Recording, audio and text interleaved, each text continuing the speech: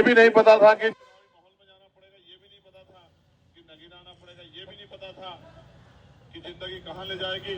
बहुत सारी मुसीबतें झेली।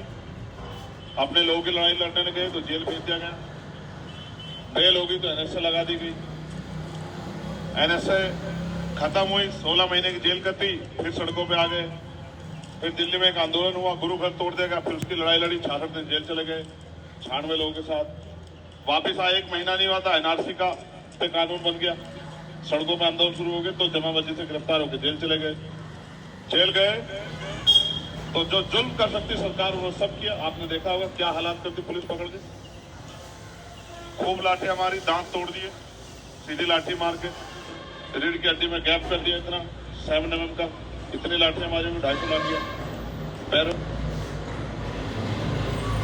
जितना जुल्म कर सकते थे किया। वहां से आए, कोर्ट ने कह दिया 24 घंटे ज्यादा रुकोगे, फिर 24 घंटे वहीं गए जहां से वापस आए। सब लोगों को ऐलान किया कि घबराओ मत। फिर पूरे देश में घूम घूम के शहीद बाग बनाए।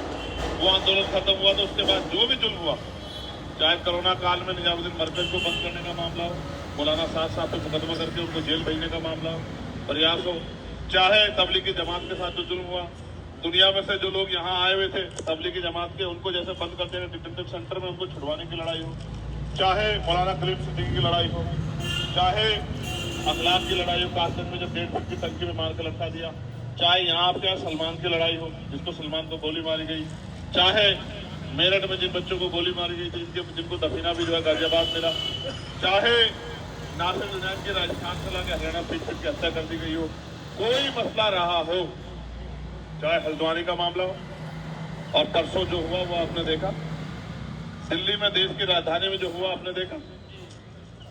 ये जो 2 तरह के कानून इस देश में सत्ता में बैठे हुए लोग चला रहे हैं, इनको आप किसी और ताकत से नहीं रोक सकते जब तक आप इनकी सियासी ताकत कमजोर नहीं करोगे। और सियासी ताकत कमजोर करने के साथ साथ जब तक आप अपनी ताकत नहीं बनाओगे।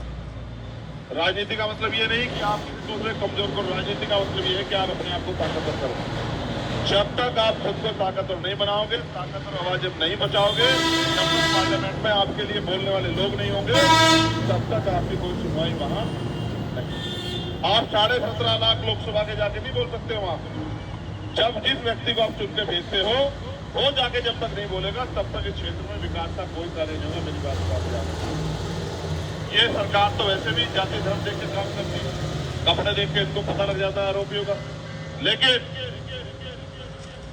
मैं आपको एक ही विश्वास दिला सकता हूं दहीपुर के मेरे साथियों, ये लड़ाई सिर्फ दहीपुर की नहीं, ये लड़ाई सिर्फ इस जिले की नहीं, ये लड़ाई इस प्रदेश की नहीं, ये लड़ाई देश में भारतीय संविधान बचाने की और अपनी नस्लों को स्वाभिमान सम्मान का जीवन मिलेगा नहीं मिलेगा, ये लड़ाई उस बात की। ये लड़ाई इस देश में जुल्म जाति की बेड़ियां काटने की लड़ाई है। ये लड़ाई इस देश में उन लोगों की, मुझसे मत कहलवाओ, सब जानते हो, मैं उस धरती से आता हूं जहां से रेशमी रुमाल तहरीक चले। मैं उस धरती से आता हूं जहां से तोड़खाने लूटने के लिए अंग्रेजों की कमर तोड़ी गई। मैं उस धरती से आता हूं जहां मेरे आसपास बड़े से बड़े तमाम जो है उलेमा और तमाम जो है बड़े बड़े जो है आलिम रहते हैं। आप आओगे तो आपको पता लग जाए, चाहे रायपुर का खानका हो, चाहे संसारपुर, चाहे देवबंद हो, चाहे नानका, तमाम बहुत जिम्मेदार शख्सियत उस धरती में पैदा हुई।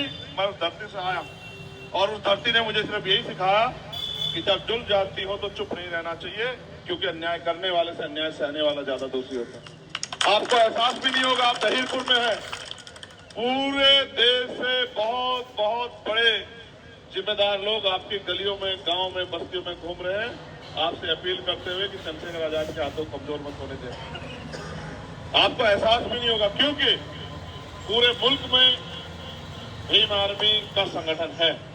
आपने देखा कि यहाँ से जब वहां कर्नाटक में हिजाब का मामला हुआ, तब भी वहां भीम आर्मी के नौजवान डंडा लेकर उन बहनों की हिफाजत कर रहे थे। हमने तो ये प्यार आपस में पैदा किया कि एक दूसरे की आवाज बन सके। मैं बस आपको ये कहना चाहता हूं, अपनी सियासी सोच को मजबूत कीजिए। ये वोट का अधिकार, ये बाबा साहब अम्बेडकर की 4 बच्चों की कुर्बानियों से हमें मिला है। ये वोट का अधिकार गुलामी की बेड़ियां काटने को मिला। और यही वोट का अधिकार तय करेगा कि शासन प्रशासन किस हिसाब से काम करेगा। अभी तो जो हालात हैं उससे आप बेहतर उसको जागरूक हैं। क्या हालात है आप देख, निर्दोष को पकड़ के जेल लग जाते हैं, उसको पकड़ के जेल भेज देते हैं, लाठियां बजाते हैं।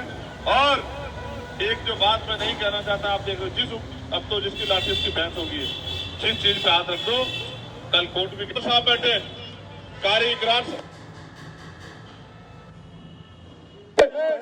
हमारे बीच में हमारे महापुरुषों ने हमें इस वोट के लिए तैयार किया कि इस वोट की अहमियत को समझो।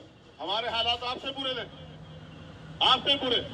हमने इस मुल्क में सदियों हजारों साल जनजाति से हम पे अच्छे मकान बनाने के, स्कूल में जाने के, कुर्सी में बैठने के, मंदिर में जाने का अधिकार भी नहीं। इस वोट की ताकत से हमने इतनी अपनी हैसियत बनाई कि झंडा उठा के भारतीय जनता पार्टी से एमपी एमएलए बना और लाठी लेकर तमाम दलित, पिछड़े, आदिवासी, किसान, मजदूर, मुसलमानों के पीछे, बौद्धिस्टों के पीछे, ईसाइयों के पीछे लाठी ले घूमा।